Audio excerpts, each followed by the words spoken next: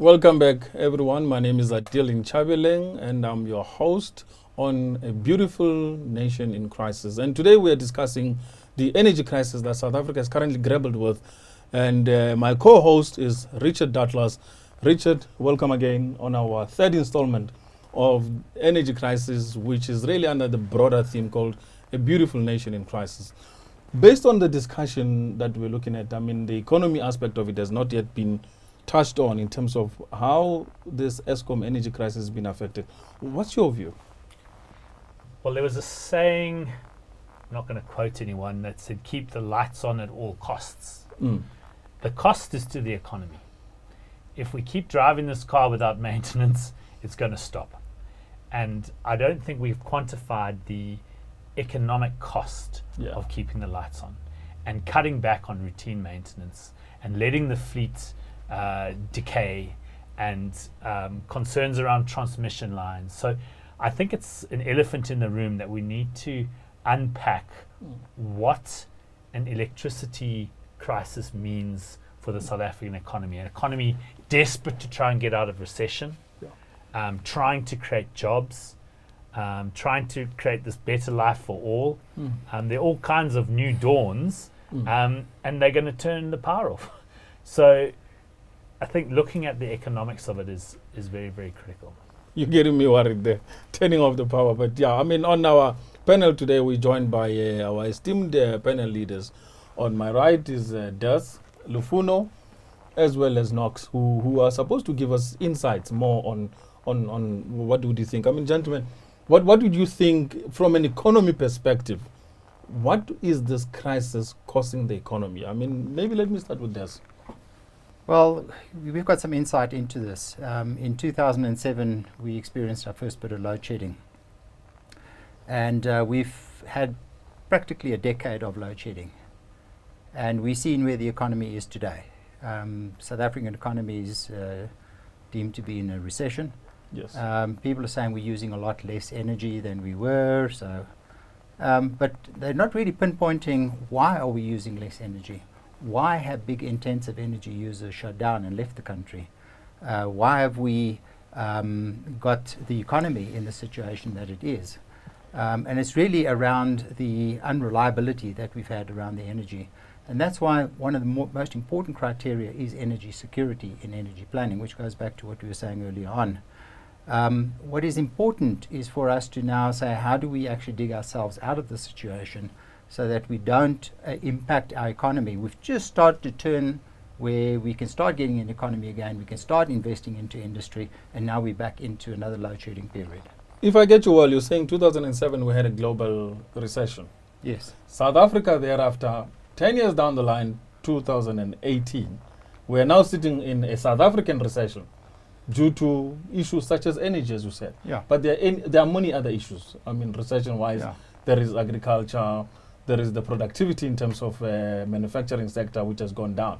But mainly because the lack of energy investment. So, I mean, based on that, what would your take be, Knox, to say that South Africa's energy crisis is costing us now a double, if not a triple, recession?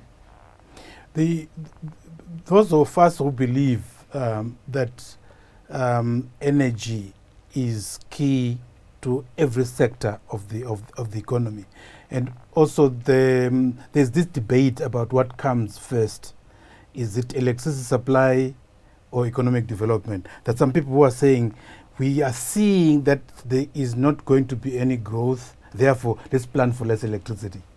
I'm of the view that we should plan for more electricity and we will see more economic growth. Can you repeat that? You said we are planning for less electricity. We are seeing less economic growth, therefore we're saying let's not plan for a lot of electricity. There are a lot of people who are already saying let us abandon the 2010, 2030 IRP because the increase in demand has not been to the same extent. It may very well be so. I think there's touched on it as the reasons why we're not growing at the pace we need to be. Because if Eskom is asking intensive users to please switch off, and sometimes even paying penalty for the people to shut down what we expect. And if Eskom is saying every night, please switch off your pumps or any extra lights. If I'm an investor with money in my pocket that has visited South Africa and I see an advert on South African television saying, please switch off your plants, I'll take my money somewhere else. So we've got this situation where we are, by our own rhetoric, we are actually spelling out our doomsday. Knox always has such good insights. He's just saying that the company Eskom that sells electricity advertises to say, please don't buy my product. Which is very strange, actually. Okay. I mean, I can imagine why investors would Lufunda, like I mean, you know, what is your take on this one? Why would we have a recession when South Africa has just invested a lot of money in building new power stations and it's supposed to have had enough power capacity today? And yet we are sitting in a recession, and one of the key reasons for our recession is the undersupply of electricity. Look, I think energy crisis produces economic crisis, number one. Eskom is sitting at a debt of roughly 475 billion, and it's a company with assets worth 739 billion. The cost of load shedding has been estimated to be monthly around 80 billion.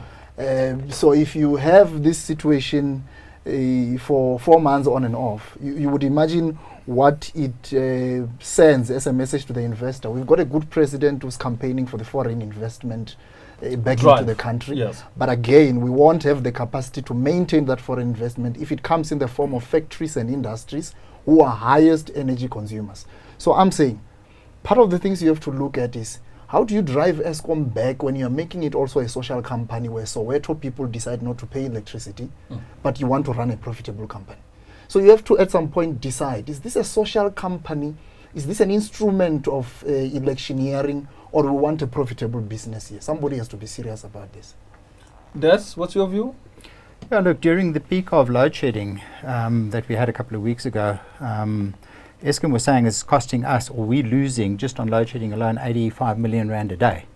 That's a large amount of revenue. Compound that on top of the municipalities that are not paying. I think Eskom is struggling to actually get income in, and it hurts Eskom as much as it hurts the economy. There are figures out there that load shedding costs the economy 75 rand per kilowatt hour not served in our industry. It's a big knock on the economy. You start expanding that across South Africa's industries and so forth. That's a big number, and it will definitely show on the growth of our economy. The precursor to any form of GDP growth has always been proven worldwide: sustainable and reliable energy and education. But, I mean, we seem to have a big problem. We've got 3 ministries, actually 2 ministries in government, including the Treasury, Department of Treasury. One, they're all concerned about the viability, and they're all managing Eskom. Treasury allows Eskom the money. You've got Department of Energy that sets the policy. You've got the Department of Public Enterprise that manages Eskom as an entity. And of recent, Minister Pravin has made a declaration that actually in his department he's got only one energy expert, a person working on energy. I mean, isn't this quite a real disaster, or maybe some people will see it as an opportunity? I mean, what do you make out of this? Well, I can't make comments about how the government department ought to be structured. That is really getting into... But Knox, here we have 3 departments running one entity, and the one entity is having problems with 3 strong moving departments. I mean, this should bring about... I mean, what is your view? I mean, Richard, if you were to look at this problem from a business point of view, and you had 3 business units supporting one core function, and you're still not getting it right. So naively, I believe that if Eskom was doing the job as it is set out to do, then Treasury shouldn't be involved. Treasury is there largely for the bailouts, right? So that's why they're weighing in, because they're at risk of having to lend, I think it's a staggering number, like 100 billion rands worth of money to Eskom, take 100 billion off their balance sheet. So Treasury shouldn't really be involved. Public enterprises, you know, that is Again, not an authority on that, but that should be around the running of the utility.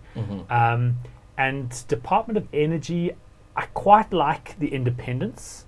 You can't have someone auditing their own tax return. So it does. I think policy making and the monopoly should be separated.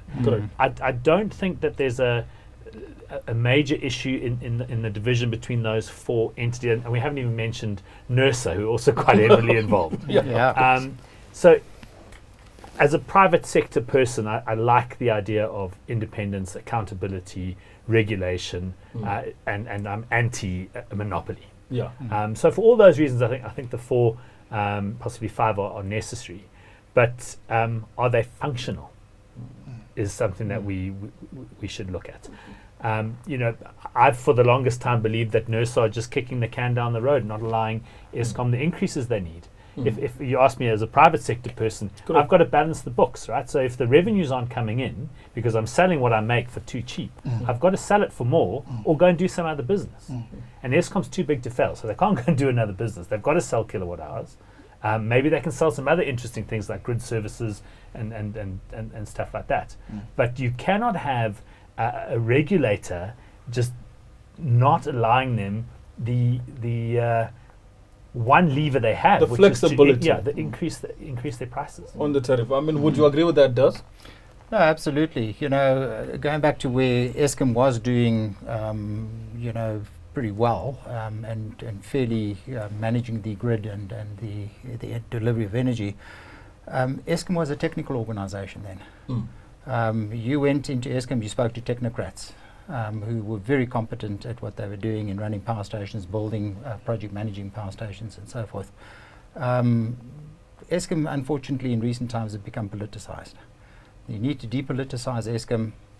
I can understand in the top strata of Eskom you have to have a political figure and so forth, but you can't certainly have that political culture in the whole of Eskom. It's got to become a technical organisation because it's a very complex system to run. Electricity is made the instant it's used. You can't make a bunch of electricity and store it somewhere for rainy days. It's made the instant it's used, and that makes it very, very current. I'm going to hold you on that point. This has been a very interesting installment of our beautiful nation in crisis, particularly on the energy aspect of it in terms of South Africa's energy crisis. And for that, I mean, we would hope we are really touching on the key points and our viewers are getting the answers to the questions that they have right now of asking themselves, why do we have this energy crisis in South Africa and what needs to be done?